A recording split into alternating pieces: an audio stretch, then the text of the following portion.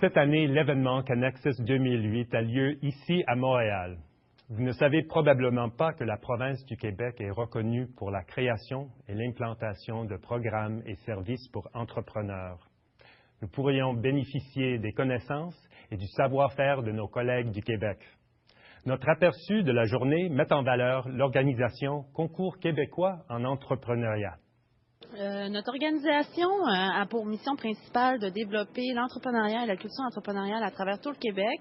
Le moyen que le concours québécois se donne pour atteindre ses objectifs est la récompense de projets entrepreneuriaux en différents ordres, soit l'entrepreneuriat étudiant, mais aussi au niveau de la création d'entreprises. Plutôt que de chercher un emploi spécifiquement, on pourrait peut-être se le créer nous-mêmes, notre emploi. Alors, au niveau de l'entrepreneuriat, ce qu'on remarque, c'est que la plupart des créateurs d'emplois dans le monde sont finalement des entrepreneurs qui créent leur propre emploi.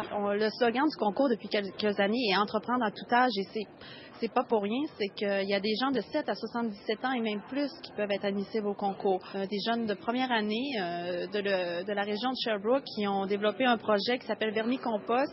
Ces jeunes-là ont réfléchi à une possibilité de réduire les déchets au niveau de l'école, ont adjoint beaucoup de partenaires du milieu et ont été des gagnants nationaux pour l'originalité, tout l'effort qui avait été mis dans le projet.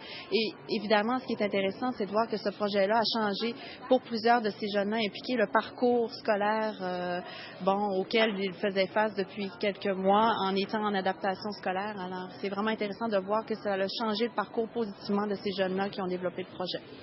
En passant, ces experts de concours seront disponibles pour répondre à toutes vos questions dans la zone des exposants. This has been a CEREC News presentation supported by the Counseling Foundation of Canada.